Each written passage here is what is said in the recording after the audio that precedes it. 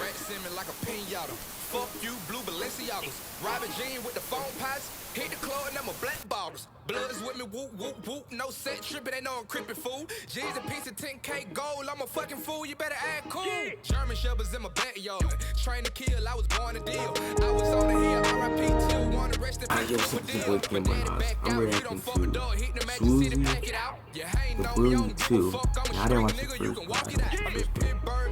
I don't go fuck. Like, he probably gonna do like tell me what happened. So be good.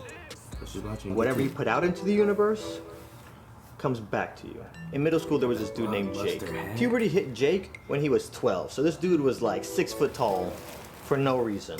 For the first time we got into a tiff, it was after school, we're playing basketball. Me and my cousin Shane were on the same team. Jake fouls Shane. They start getting into it. Jake grabbed my cousin. I just blacked out. I went full throttle. Charlie's Angels. You got a problem with my cousin, you got a problem with me. I run out of nowhere. I snapped and turned into Batman and I jumped on his back. 2v1. Literally in a single motion. He just cranked and then flung me like a rag doll. I was in a splint for like 3 weeks. Sleeping with a splint is not fun. Jake just starts harassing me every day. Eventually Jake just got tired of the standard bullying, I guess, and then he found a new way to entertain himself. If you weren't paying attention, he would run up to you and pull down your pants. Well, it's not bad enough that I'm failing algebra and failing French class.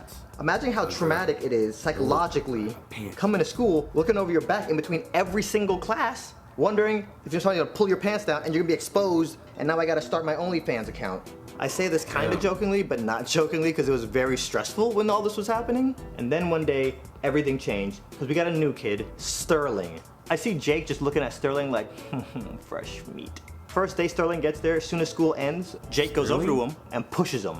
Sterling pops Jake in the mouth. Ooh. You know, they say if you ever go to jail, you gotta start a fight on the first day. Bad. Jake did not hit him back. Something very strange happened. Jake and Sterling became best friends. You know how rappers collab and they do an album together? Yeah, that happened. These dudes went on a bullying tour. They got so tired of bullying people in our class, they started bullying like high schoolers. Granted, I saw Sterling get his butt kicked by the sophomore, and that was one of the most satisfying things I had ever seen in my life up to that point. But these dudes just wanted to fight everybody. I think it was like 8th grade, Jake was having a birthday party, and he came to school and he was telling everybody, like, hey guys, come to my birthday party, and nobody wanted to come. Dude, when you're harassing people, people don't want to be around you like that. I think he put 2 and 2 together, so he started acting really nice. For like a week straight, he was nice to everybody, and then some people were like, okay. So Jeremy said he was gonna go, Robbie said he was gonna go, my cousin Shane said he was gonna go. I was the last person invited, so I'm like, okay, down. Now granted, I'm a nerd. Nerds are my peoples, okay? No matter what outfit y'all see me dress up in, still nerd. Bullies can just sense nerd. But I figured let me go to his party, let me get in good with him, maybe he'll leave me alone. Go to this party and it was pretty fun. His dad was barbecuing. Then the video games came out and we put on Madden. Not a good idea. I knew this play, HB toss left with Cincinnati, you couldn't stop it. So no matter how bad of a predicament, I could be 4th and 90. You knew what was coming. I beat Robbie, I beat Jeremy, I beat Shane, and then it's Jake's turn. I don't just start beating him. I run HB toss left every play. And I was talking junk the entire time. I made it a point to beat him worse than anybody else at the sleepover. I was thinking this dude is gonna go back to harassing me anyway, so I might as well just get my revenge right now. For 15 minutes, I gave him a taste of what he'd been doing to me for the last 3 years. So then around midnight, we're all in his room and he says, let's all see who can stay up the longest. Whoever goes to sleep first is gonna get it.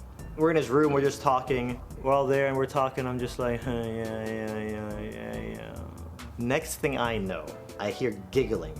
I am woken up by the sound of laughter and the smell of beans. I don't know what's going on, but I'm mad because everybody's laughing and I realized they did something to me. They opened up cans of beans and poured it all over me. They poured it on my head, they poured it down my shirt. Shane is there, holding a can of beans, laughing like, bro, E2 Brute? You remember the time I jumped on Jake's back to save you? I've not eaten a single bean since that night. I'm traumatized, I just have PTSD.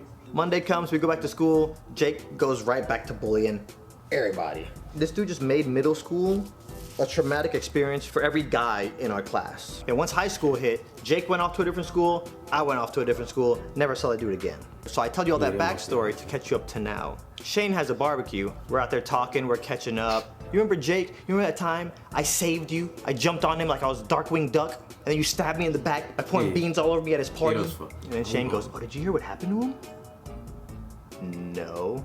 On prom night, he went out partying, got super drunk, got in his car, drove home, and hit a construction worker. Ooh. And then kept driving. The cops went and looked at the cameras and traced them back to his house, showed up and arrested him. And the judge stacked all that. Driving under the influence, speeding in a construction zone, hitting a construction worker, fleeing the scene of a crime. They gave him life in jail. He has not seen the light of day since the day after prom. Obviously, I was not happy hearing this news, but this is real life, no respawns. I'm gonna get on here and share this story because hopefully somebody can learn something from it. But I don't want to hear any more stories like this. We're all human, we're all gonna make mistakes. But they say what you put out in the universe comes back to you. Well, that was a good video.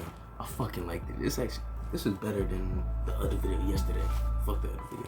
This was good. This was a 8 out of 10. This was good. And that's fucking karma. That's what that fucking nigga get. Life in jail. Shit happy, act like a dickhead. Shit just hit you in the back. But this was my video.